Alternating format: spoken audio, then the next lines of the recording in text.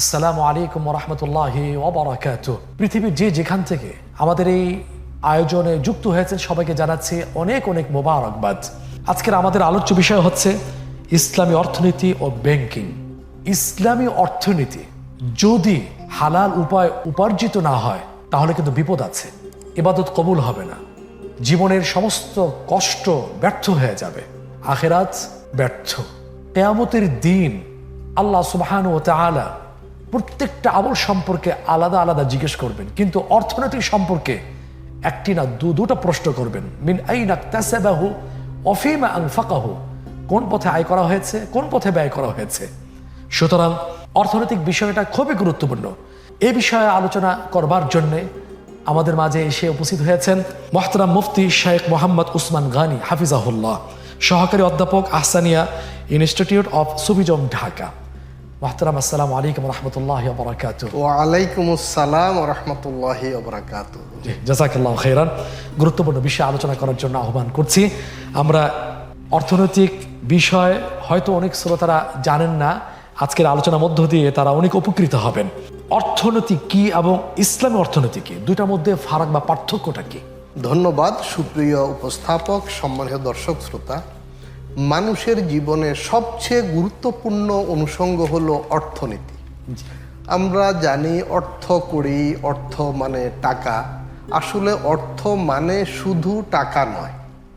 অর্থ মানে হলো জীবনে চলার জন্য যা কিছু লাগে এবং যা কিছু কোনো কিছুর বিনিময়ে অর্জন করা যায় সবগুলো অর্থনীতির অংশ, অর্থনীতির অন্তর্ভুক্ত। আমরা যখন সালাত আদায় করি তখন সতর ঢাকতে হয় হালাল পোশাক দিয়ে, হালাল কাপড় দিয়ে, এটাও কিন্তু অর্থনীতি। আমরা যখন সিয়াম পালন করি তখন সাহারি খেতে হয়, ইফতার করতে হয়, সেই সাহারি ইফতার ক্রয় করা সেটাও কিন্তু অর্থনীতি। আমরা যখন হজ করি, হজের সফরে আমাকে বিমান ভাড়া, বাড়ি ভাড়া, খাওয়া দাওয়া, নানান খরচ আছে, সেগুলো পুরোটা অর্থনীতি। মানে জন্ম থেকে মৃত্যু পর্যন্ত মানুষের জীবন অর্থনীতি দ্বারাই কিন্তু নিয়ন্ত্রিত হয়। কবর দেওয়া হবে, কবরের ব্যয় আছে, সেখানে এমনকি কবরে আমার যে কাফন কেনা হবে সেটাও অর্থনীতি। আপনি চমৎকার একটা প্রসঙ্গ উত্থাপন করেছেন। বিশেষ করে যখন একজন মানুষ মৃত্যুবরণ করে, তার যেই উত্তরাধিকার সম্পদ বন্টন করা হয় সেখানে ফরাইজের মধ্যে প্রথমে একটি ভূমিকা থাকে। সেখানে বলা থাকে মৃত ব্যক্তির ঋণ পরিশোধ, ওসিয়ত পালন এবং কাফন দাফন শেষে অবশিষ্ট সম্পদ নিম্ন হারে বন্টিত। সেটা কি 1/3, তৃতীয়াংশ? ওসিয়তের ক্ষেত্রে 1/3, আর ঋণের ক্ষেত্রে পুরোটা হতে পারে, আরো বেশিও হতে পারে। আর কাফন দাফন যতটুকু প্রয়োজন। তাহলে এই কাফন দাফন কথাটা কিন্তু সে ফরাইজের ভূমিকার মধ্যে, হেডিং এর মধ্যেই লেখা থাকে, ফরওয়ার্ডিং এ লেখা থাকে। তাহলে কাফন দাফন এটাও কিন্তু অর্থনীতি। তো এই অর্থনীতিটা পরিশুদ্ধ হলে মানুষের জীবন পরিশুদ্ধ হয়, আর অর্থনীতি পরিশুদ্ধ না হলে মানুষের জীবন পরিশুদ্ধ হয় না। কারণ হালাল উপার্জন ছাড়া, হালাল অর্থনীতি ছাড়া, বৈধ সম্পদ ছাড়া, বৈধ উপার্জন ছাড়া মানুষের কোনো ইবাদত কবুল হয় না, সালাত কবুল হয় না, সিয়াম কবুল হয় না, হজ, যাকাত কোনোটাই কবুল হবে না যদি আমার অর্থনীতি বিশুদ্ধ বা পরিশুদ্ধ না হয়। এখন অর্থনীতি কি আমরা আরেকটু সহজ করে যদি বলি, যেই বিষয়ের সাথে অর্থের সংযোগ আছে তাই অর্থনীতি। আসলে অর্থ হলো বিনিময়ের মাধ্যম, কারেন্সি যেটাকে আমরা বলি।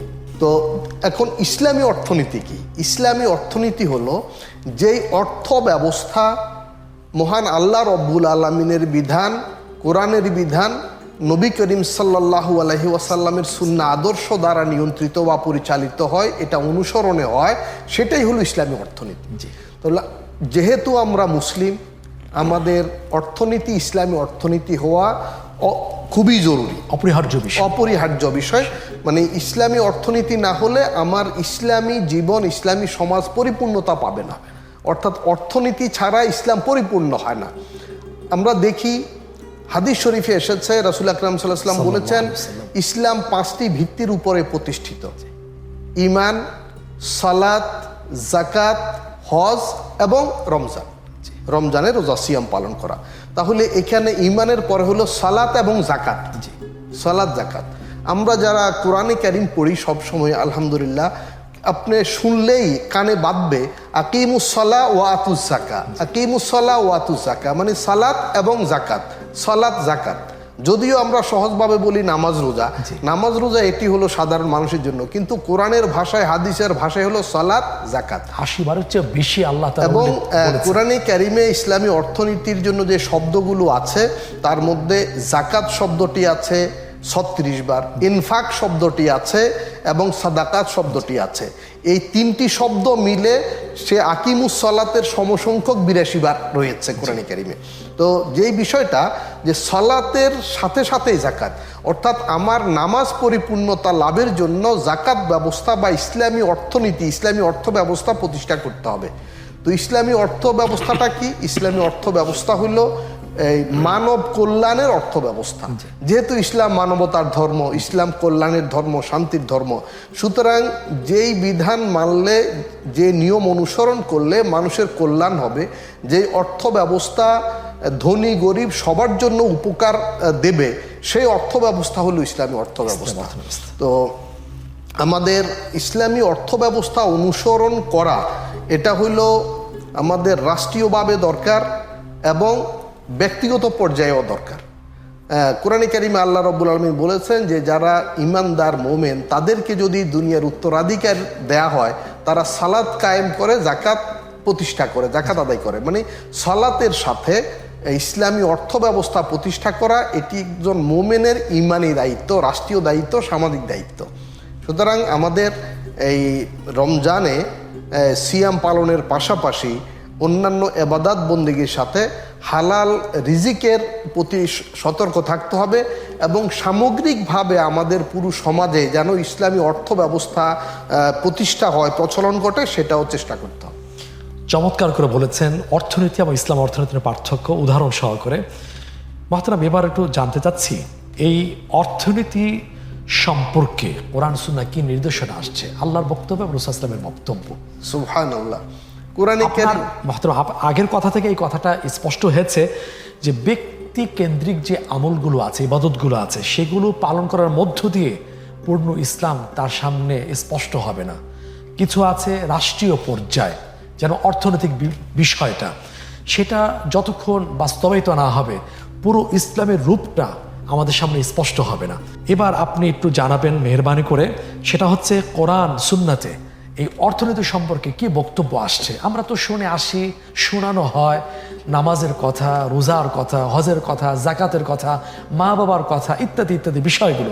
সাধারণ মানুষ এগুলো শুনতে শুনতে দেখা যায় নিজেরা এই বিষয়ে আলোচনা করতে পারেন, কিন্তু অর্থনৈতিক সম্পর্কে এত গুরুত্বপূর্ণ কথা আসছে, যেটা আপনি শুরুতে এখানে আলোকপাত করেছেন যে অর্থনীতি বিষয়টা এতটা গুরুত্বপূর্ণ, যদি হালাল না হয় ইবাদত কবুল হবে না। এত কষ্ট, সেই ইবাদত যদি নষ্ট হয়ে যায়, সেজন্য কোরআন সুন্নাহ কি গুরুত্ব দিয়েছে, যদি এই বিষয়টা স্পষ্ট করে বলতেন।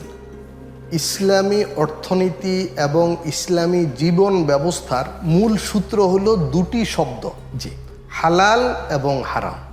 সেটাও দুটো তো স্পষ্ট, এই দুটাই হাদিসে আসছে আল হালালু বায়্যিনুন ওয়াল হারামু বায়্যিনুন। জি, তো যে হালাল স্পষ্ট, হারাম স্পষ্ট। তো হারাম হালাল মেনে অর্থনীতির ক্ষেত্রে, আয় উপার্জনের ক্ষেত্রে, লেনদেনের ক্ষেত্রে, জীবনের সকল ক্ষেত্রে হারাম এবং হালাল এই দুটো বিষয় মেনে চলা, মানে হালালটা গ্রহণ করা আর হারামটা বর্জন করা, এটা হলো ইসলামী অর্থনীতির প্রথম কথা। দ্বিতীয়ত, ইসলামী অর্থ ব্যবস্থায় কিছু বিধিবদ্ধ বিধান রয়েছে, যেমন জাকাত, এবং এই জাকাত বিষয়টা আমরা সকলেই জানি, কিন্তু এটা যে অর্থনীতির সাথে যুক্ত এটাকে আমরা বুঝি না। আমরা মনে করি এটা নিছক একটা ইবাদত, এটা যার যার ইচ্ছা দিলাম, অনেকে দেন অনেকে দেন না, অপশনাল এরকম। আসলে এটা রাষ্ট্রীয়ভাবে জাকাত ব্যবস্থা প্রতিষ্ঠা করলে দারিদ্র বিমোচন হবে। অর্থনীতিবিদদের চিন্তা কি থাকে, মানুষ যেন দারিদ্র মুক্ত হয়, মানুষ যেন সচ্ছলতা লাভ করতে পারে, অভাবমুক্ত সমাজ যেন হয়। তো এজন্য এই জাকাত ব্যবস্থা ইসলাম দিয়েছে, এবং জাকাত ব্যবস্থার সম্পর্কে আল্লাহ রাব্বুল আলামিন বলেছেন ওয়াফি আমওয়ালিহিম হাক্কুল লিসাইলি ওয়াল মাহরুম, যে তাদের সম্পদে যারা ভিক্ষুক আছে, অভাবী আছে এবং বঞ্চিত লোক আছে, দরিদ্র আছে, তাদের অধিকার আছে, মালিকানা আছে। সুবহানাল্লাহ। এটাই হলো ইসলামী অর্থনীতির গুরুত্বপূর্ণ একটি অংশ, যে ধনীর সম্পদে গরিবের মালিকানা আছে, অধিকার আছে। পুঁজিবাদী থিওরিতে আমরা বিশ্বাসী নই যে আমি যা উপার্জন করেছি 16 আনায় আমার কর্তৃত্ব মালিকানা, বিষয়টা এমন নয়। এখানে তো এই আয়াতই বলে দেওয়া হচ্ছে যে আমার কষ্টার্জিত অর্থের মধ্যেও সেই সাইল বঞ্চিত প্রার্থীদের মানে অধিকার হকের কথা বলা হক হয়েছে। রয়েছে। জি, তো এটি হলো প্রথম। দ্বিতীয়ত, এই যে ইসলামী অর্থনীতি মানে হলো পবিত্র হালাল অর্থনীতি, এই জাকাত শব্দের অর্থ হলো পবিত্র করা এবং বৃদ্ধি হওয়া। তো জাকাত প্রদানের মাধ্যমে আমার অবশিষ্ট সম্পদ পবিত্র হবে এবং জাকাত দাতার আত্মা পরিশুদ্ধ হবে। জি। ওয়ুযাক্কিহিম, হ্যাঁ, সাদাকাতান এবং তুতাহিরুহুম ওয়া তুযাক্কিহিম বিহা। জি, এই তাসকিয়া হবে। আর এর পরে হবে বারাকা হবে, যে জাকাত প্রদান যিনি করবেন তার সম্পদ বৃদ্ধি হবে। তো সুবহানাল্লাহ। এবং সামাজিক নিরাপত্তা হবে। এখানে দুটো বিষয় আছে, আর্থিক নিরাপত্তা, সামাজিক নিরাপত্তা। একদিকে গরিবের জন্য এটি আর্থিক নিরাপত্তা, আর ধনীর জন্য জাকাত প্রধান ইসলামী অর্থনীতি অনুসরণের মাধ্যমে তার সামাজিক নিরাপত্তা বিধান হয়। দেখেন, যাকে মানুষ ঘৃণা করে তার উপর মানুষ অনেক সময় প্রতিশোধ পরায়ণ হয়। অনেক সময় আমরা দেখি মিল ফ্যাক্টরি আক্রান্ত হয়, শ্রমিকরা ক্ষুব্ধ হয়। তো যদি তিনি গরিবের হক ঠিকমতো পরিশোধ করেন তাহলে তার সামাজিক নিরাপত্তাটা নিশ্চিত হবে, তার সম্মান নিরাপদ হবে, তার এই সম্পদ নিরাপদ হবে এবং দুনিয়া আখিরাত তার নিরাপদ হবে। তো আমরা এখানে হলো এই ছাড়াও আমরা দেখি শুধু সম্পদ বা টাকা পয়সার জাকাত নয়, এছাড়া আমরা গবাদি পশুর জাকাত আছে। এটা কিন্তু আমাদের অনেক পশু পালন যারা করে তারা কিন্তু শুনেই নেই বা জানেই না। কিতাবে আছে, অনেক মুসলিম এই সম্পর্কে আলোচনা মনে হয় শোনা থেকে শ্রবণ করা থেকে ইসলামী বঞ্চিত। অর্থনীতি অনেক ব্যাপক। গবাদি পশুর জাকাত আছে, মিল ফ্যাক্টরি কলকারখানা সবখানে কিন্তু জাকাত আছে, এমনকি ফসলের জাকাত আছে। সেটা তো আরেকটা আলোচনা আমরা শুনবো এই ইনশাআল্লাহ। যে সামগ্রিকভাবে এই যে ইসলামী অর্থনীতিটা রাসূল আকরাম সাল্লাল্লাহু আলাইহি ওয়াসাল্লাম নারী পুরুষ সবার জন্য কিন্তু এটি তিনি নির্দেশনা দিয়েছেন। ওনার কাছে কোনো মহিলা সাহাবী আসলেন, ওনার হাতে সোনার বালা ছিল, তিনি বলেছেন তুমি কি এটার জাকাত দিয়েছো? এর মানে ইসলামী অর্থনীতি এখানে যে আমার যে সম্পদ আছে, সোনা রূপা আছে, টাকা পয়সা আছে, ব্যবসা বাণিজ্য আছে, সবখানেই কিন্তু গরিবের অধিকার আছে। এটা হলো ইসলামী অর্থনীতি। এবং আমি যখন লেনদেন করব তখন সুদমুক্ত লেনদেন করব। বেচা কেনার ক্ষেত্রে হোক, লেনদেনের ক্ষেত্রে হোক, ইসলামী অর্থনীতির সবচেয়ে গুরুত্বপূর্ণ অনুষঙ্গ হলো সুদমুক্ত হওয়া। কারণ এই সুদ ধনীকে আরো ধনী করে, গরিবকে আরো গরিব করে, গরিবের উপরে ঋণের বোঝা চাপিয়ে দেয়। বিশেষত এই কর্মহীন অর্থ উপার্জন, যে সুদী ব্যবস্থার মূল কথা হইলো আমি টাকা রেখে দিলাম, টাকায় টাকা আসবে, আমি পরিশ্রম করা লাগবে না। কিন্তু ইসলাম পরিশ্রম ছাড়া উপার্জন, মানে অর্থ দিয়ে অর্থ উপার্জন, এটাকে সমর্থন করে না। মানে অর্থের সাথে আমার শ্রম যোগ করতে হবে। প্রয়োজনে এটি শেয়ারে হতে পারে, যে একজন অর্থ দিবে আরেকজন শ্রম দিবে, দুজনেই শেয়ারে মালিকানা থাকবে। অর্থাৎ ইসলামী অর্থনীতি বা ইসলামী দর্শনের আরেকটি সূত্র হলো জমি কৃষকের, জি, কারখানা শ্রমিকের, সরকার জনগণের, আইন আল্লাহর। মানে ইসলাম কিন্তু অনেক সুন্দর। জি, জমি যে চাষ করবে সে এই উৎপাদন করবে, ফসল তার। হ্যাঁ, কেউ ভূমির মালিক থাকলেও সে ভূমি পতিত রাখতে পারবে না, সে কোনো কৃষককে দিতে হবে।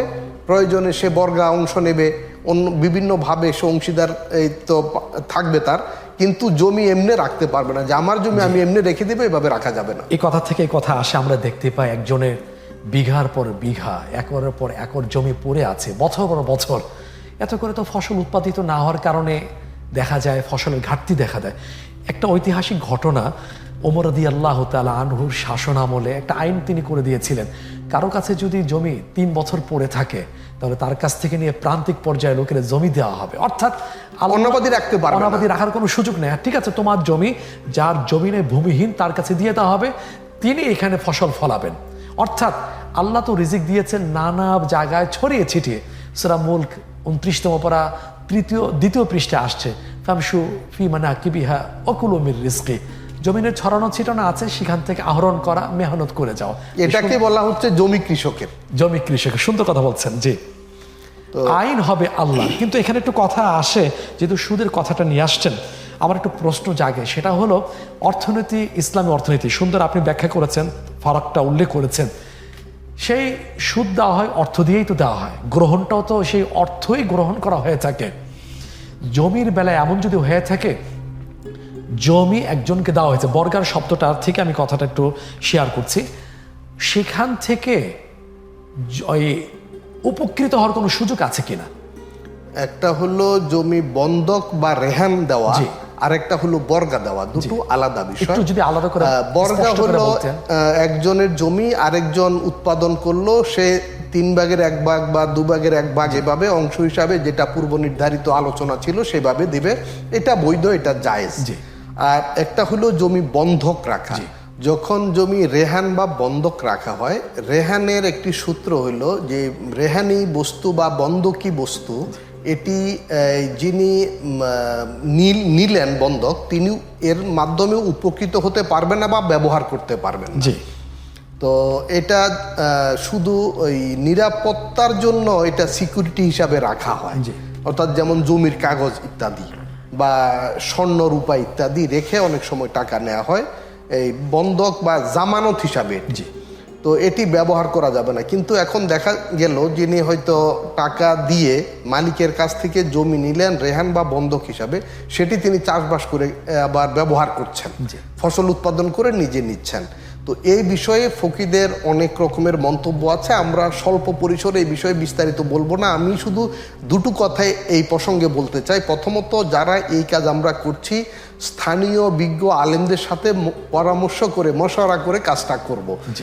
কিভাবে ওনারা পরামর্শ দেন সেভাবে করব, বা আদৌ করা যাবে কিনা সেটাও, যেহেতু এটা আমার অর্থনীতি বিশুদ্ধ না হলে আমার আবাদত পরিপূর্ণ হবে না, আবাদত বিশুদ্ধ হবে না। আর দ্বিতীয়ত, বিভিন্ন পদ্ধতি আছে যে বাৎসরিকভাবে কিছু কর্তন যদি যায় তো, এবং সেটার পরিমাণ কি হবে, কি পরিমাণ হইলে গবনে ফাহেশ বা বাজার মূল্যের বাইরে যাবে না, সেগুলো আলেমদের সাথে কথা বলা উচিত।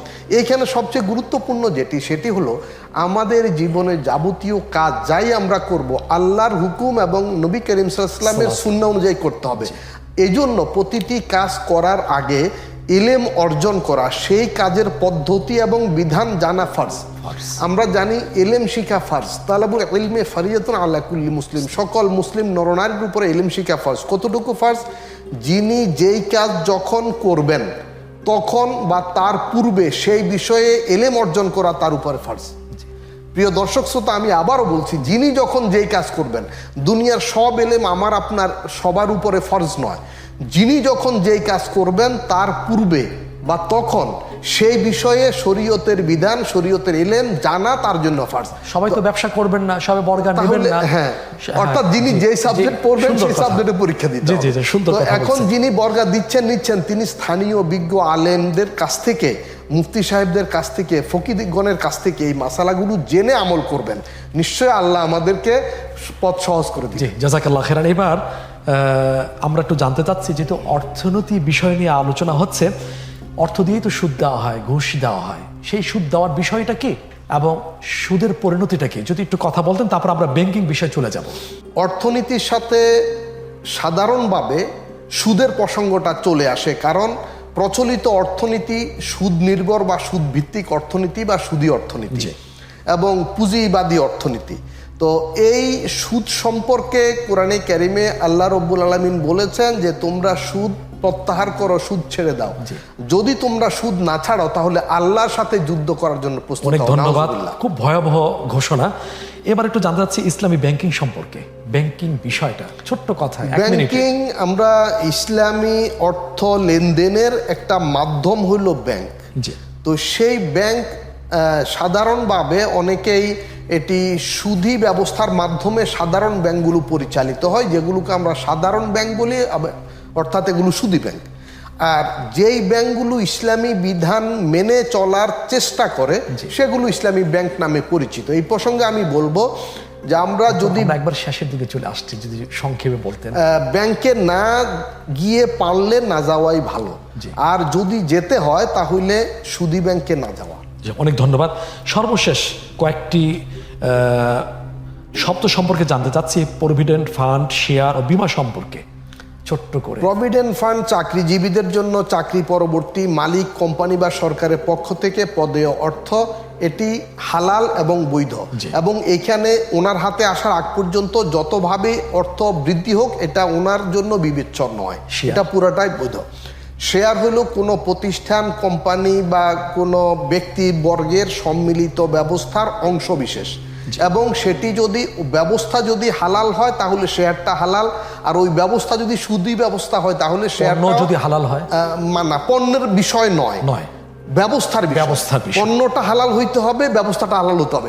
চমৎকার বলেছেন, শরীয়তে কোনো জিনিস হালাল হওয়ার জন্য প্রথমত পণ্যটা হালাল হইতে হয়, দ্বিতীয়টা ব্যবস্থাটা, পদ্ধতিটা হালাল হইতে হয়। বীমা সম্পর্কে, আর বীমার বিষয়ে সেটি যদি ইসলামী বিধান মতো পরিচালিত হয়, কেউ যদি করতে পারেন তাহলে হালাল হবে, আর যদি ইসলামী বিধানের তোয়াক্কা করা না হয় তাহলে সেটি হালাল হবে। অনেক অনেক শুকরিয়া মোহতারাম। আজকের বিষয়টা খুবই গুরুত্বপূর্ণ, দীর্ঘ আলোচনার দাবি রাখে। সংক্ষেপে যতটুকু শুনেছি, আল্লাহ তাআলা আমাদের জীবনের অর্থনৈতিক বিষয়টা ইসলামের আলোকে হওয়ার সেই তৌফিক কামনা করছি। জাযাকাল্লাহু খাইরান। প্রিয় দর্শক, সব ইবাদত কবুল হওয়াটা নির্ভর করছে হালাল ইনকামের উপরে। মোহতারাম বলেছেন হাদিসের রেফারেন্স দিয়ে, যখন যে কাজ করা হয় সেই কাজ শুরু করার পূর্বে সেই সম্পর্কে জানাটা কিন্তু ফরজ। করণীয় বিধানের সর্বোচ্চ শব্দ হলো